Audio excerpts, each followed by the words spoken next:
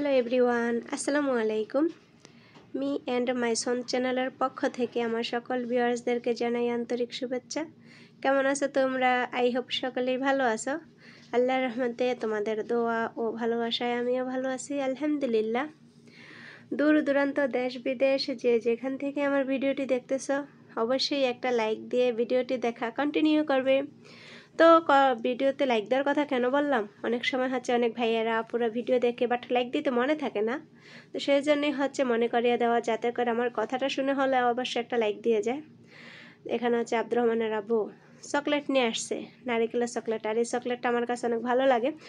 দোকানে চকলেট নামানোর পর আব্দুর রহমানের আব্বু হচ্ছে আমাদের জন্য এই এক বক্স চকলেট নিয়ে আসছে।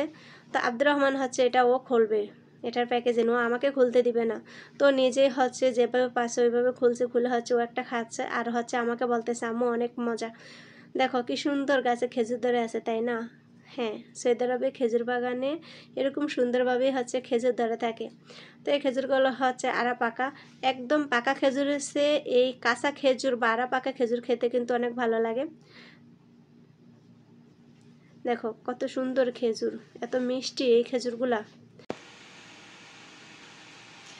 দেখো বউ গরুর মাংস পছন্দ করে, আর সেই জন্য হচ্ছে হাজব্যান্ড বউকে খাওয়ানোর জন্য 5 কেজি মাংস নিয়ে আসছে, কারণ আমার হাজব্যান্ড তো মাংস খায় না।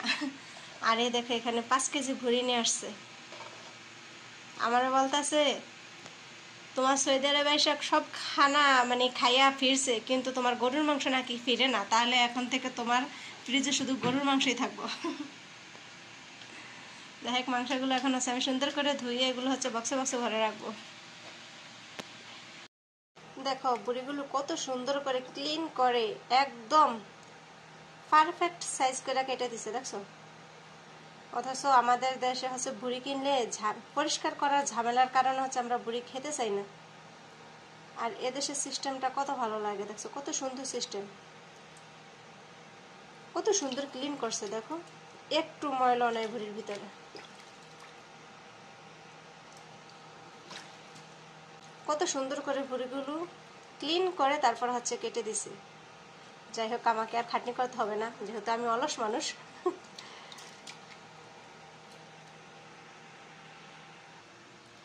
মানে বাসায় এনে যে আমি কাটবো রান্না করব, আমার যে একটা ঝামেলা, ওই ঝামেলাটাই নেই। আমি এখন শুধু ধুয়ে রান্না করলেই হবে, ভালো করে ধুয়ে। আর দেখো মাংসের সাথে যে হাড়গুলা দিছে একদম নরম, এমনিতে চিবিয়ে খেয়ে ফেলা যাবে। আমাদের দেশের মতো মাংস কম হাড় বেশি এরকম না, এখানে কি খুব সুন্দর মাংস দিছে। দেখো আর মাংসগুলো কত লাল।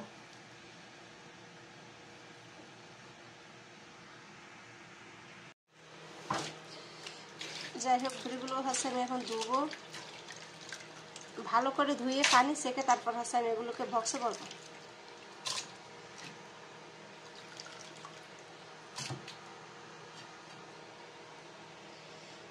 আচ্ছা, কাটতে হবে।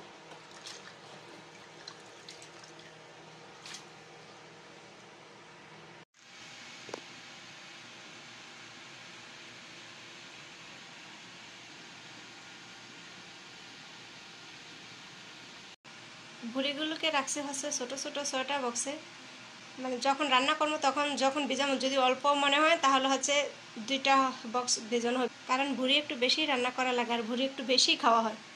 আর গরুর মাংসগুলোকে হচ্ছে আমি 2 বক্সেই রাখছি, যখন রান্না করব তখন হচ্ছে হাফ রান্না করব, হাফ আবার রেখে দিব।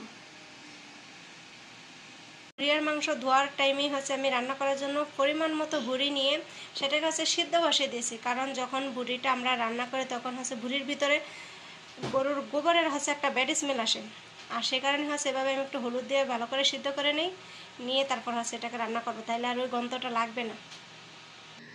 লবণ হলুদ দিয়ে বুড়িগুলোকে সিদ্ধ করে আমি সুন্দরভাবে পানি থেকে সেঁকে নিয়েছি। দেখো বুড়িগুলো কত সুন্দর কালার এসেছে। তো এখন হচ্ছে রান্না করার পালা। রান্না করানোর জন্য হচ্ছে আমি সমস্ত মশলা সুন্দরভাবে কষে নিয়েছি, আর এর ভিতরে হচ্ছে আমি বুড়িগুলো দিয়ে ভালো করে নেড়ে চেড়ে মশলার সাথে মিশিয়ে নিব। মিশিয়ে হচ্ছে আমি এটাকে রান্না করে নিব। তো পুরো রান্নাটাই আমি আর তোমাদের সাথে শেয়ার করলাম না। আর এই দিকে রান্নার মাঝে আমার দেওয়ানা ছেলে কত বাজে আসছে, আম্মু ভুড়ি রান্না হয়েছে নি, ভুড়ি রান্না হয়েছে নি, ভুড়ি রান্না হইলে আমাকে বাটিতে করে একটু দাও। ও হচ্ছে পড়ার টেবিল থেকে যে কতবার উঠে আসছে বুড়ি খাওয়ার জন্য।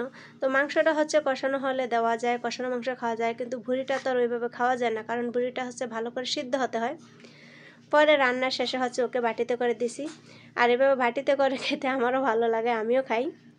যাই হোক বন্ধুরা, আমার আজকের ভিডিওটা এই পর্যন্তই। আমার ভিডিওটা যদি তোমাদের কাছে ভালো লেগে থাকে তাহলে অবশ্যই লাইক করবে, কমেন্ট করবে, আর নতুন বন্ধুরা যারা আমার চ্যানেলে আসো অবশ্যই চ্যানেলটা সাবস্ক্রাইব করে দিবা।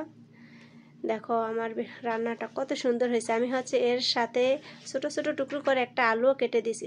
তো বন্ধুরা, আল্লাহ হাফেজ।